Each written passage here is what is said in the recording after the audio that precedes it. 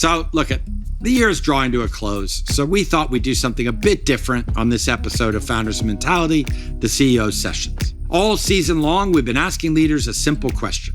What's the one lesson from business that you'd actually take home to your friends and family?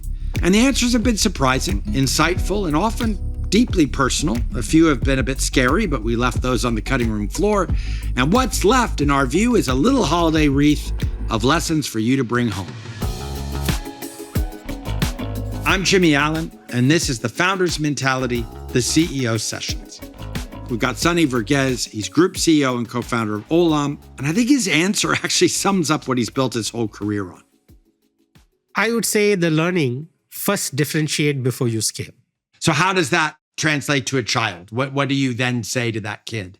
To, again, build on their strengths and become really edgy on those 2-3 things where how they've been brought up and what their natural suite of intelligences, etc. are, they can really become amongst the world's best in that. I love this. Before you tackle weaknesses, start by building on strengths. Find the edge. I think this applies more to parents than kids. Before we point out what our kids need to work on, let's begin with the celebration. Let's build on what already makes them so special. Now let's hear from Christina Zhu, CEO and President of Walmart China. Before you solve a problem, making sure you're solving the right problem. It's exactly that. Don't rush to the answer before you know the question's right. Let's give our kids the space to pause, to refocus, to be sure they're happy with where they are before we push them to the next thing. Here's Nirav Tolia. He's CEO and co-founder of Nextdoor. I tell my kids, easy choices, hard life, hard choices, easy life. And the idea behind that is when you're building a business, every single day you're making decisions. And every single day, the thing that you gravitate towards is doing the thing that has the least friction, that has the least inertia, that is the easiest to do, that makes you cross it off the list and move on to the next thing. But so many times the value comes from doing the hard things. I tell the management team at Nextdoor, we're not going to get paid for doing easy things. The great thing about embracing hard things is that the outcome ends up being so much better, even though in the initial phases, it's so much harder. The same is true to me of growing up. If my children embrace the idea of developing work ethic now, it will be so much easier for them to have work ethic in the future. If they learn to make their beds now, they're 12, 11, and 9, right? They hate making their beds. They hate putting their clothes away. They hate practicing piano. They hate doing 30 minutes of reading. They want to be outside. They want to do all the things that their friends are doing. But learning those little things now gives them advantage in the future because they'll know what it's like to first do your responsibilities and then have your fun. That's a big thought, but I love that Nirav also offers small workable actions. Make a bed, practice scales, finish reading, build the muscles now to take on bigger challenges later. Hard choices today make life easier tomorrow. But how do you turn that discipline into real progress? How do you take ambition and make it concrete? Tanuja Randri, Managing Director of AWS and EMEA, she has a really powerful perspective on that. I would say know the details, sweat the details, be all over the details. I love that she said this. Details matter. You can't skate in life or blag your way through a meeting. In the long run, substance always wins. Sometimes it can be tough, but you've got to learn to love the dance. And that's where David Haynes, CEO of Flora Food Group, takes us. Life, ladies and gentlemen, is not a rehearsal. We might as well enjoy it whilst we have it. So enjoy the ride. If you love what you're doing and the kind of challenges that we're all facing in what I do, you'll find nowhere better to be. But if in your heart of hearts, when you go to sleep at night, you don't, you're honestly better off doing something else because you got to enjoy life. We never know when it's over. Yeah. Too often as parents, I think we get caught passing down lessons that have been forged over decades in tough business arenas to children who are just figuring out schoolwork or dance invites. Sometimes the best advice is the simplest, the kind you might read on a tea mug in England. Keep calm and carry on. So let's hear from Petro Arndt, CEO of dLocal. Yeah, I think it's something around keep calm and trust the process, right? And we're big sports fan at home too.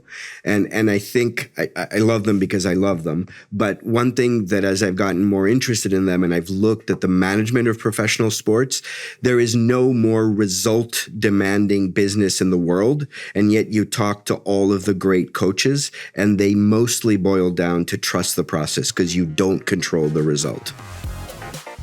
We can't always control results, but we can trust the process. I like the idea of taking the focus off the result at times. One CEO in our forums put it this way: we compete millions of times a year. When we win, we celebrate. When we lose, we learn. And I always love this line because it reminds us that life goes on, regardless of outcomes. Life is a million celebrations. Life is a million lessons. Here's Stuart Gent, partner at Bain Capital. I had an experience quite early on in my Bain Capital time where I was working on two investments, and we always talk about this multiples of money in terms of, you know, what did we invest in, what multiple did we get back, and one was a great investment and we made 7 times our money, which is fantastic, and the other we made 0.7, and the symmetry of the 7 to the 0.7 has always intrigued me. But the truth is, I was the same person and I did the same things, and I think what it taught me was just there is a lot more out there than just you, and there is context. There are all sorts of dynamics at play in a business, and so all you can do is think through: am I operating my best? Am I moving things forward? Am I getting things done? And that's the test you should apply to yourself. Not ultimately, is it working? Is it not working? Coming back to some of the things we think about, because you know what? There's some people who have been phenomenally successful where it was nothing to do with them. And there's been some people who've been considered to have failed where actually what they achieved was phenomenal. And I just think that's the wrong test to use. And I think if you can think more about, you know, what have I got done? What impact did I have? How did I move things forward? It's just a better way to live.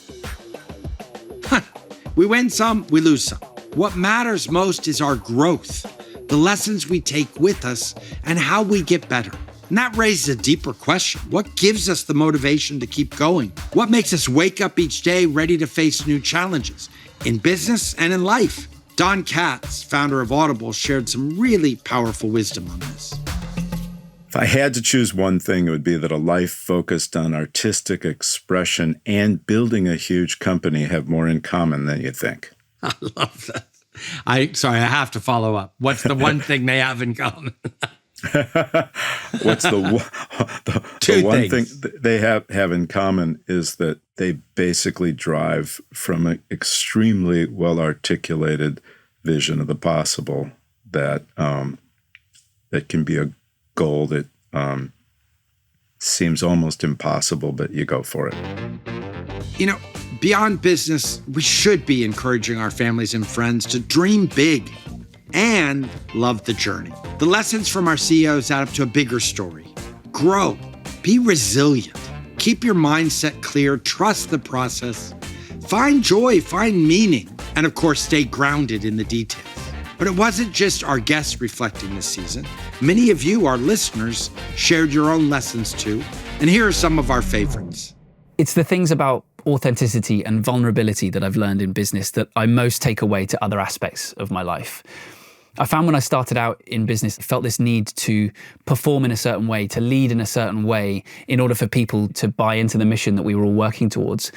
But I've actually found that when I lean into my human side and really embrace the areas of my character that I felt I needed to diminish in some way, that's when people resonated with me the most. And that's when people really felt this sense of buy-in.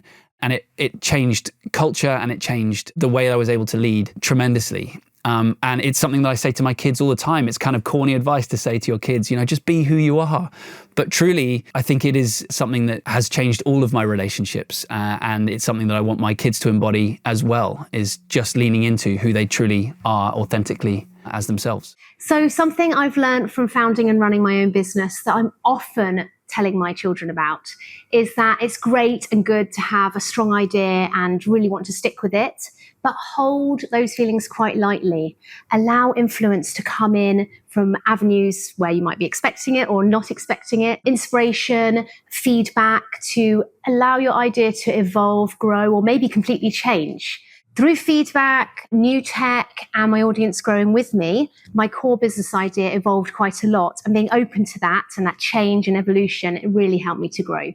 I asked my kids, and they said there were two things. First of all, really listen well and ask the right questions. And secondly, don't wait for the work. See the work. The thing that most comes to mind would be asking for help and the notion just of growth mindset. When I first got into leadership, I thought, okay, I'm now supposed to be the expert. And so if anybody asks me for something, I have to go figure it out by myself because that's my job. And I think over time, I learned that asking for help is actually going to make your end product that much better. And no one was actually expecting me to have all the answers.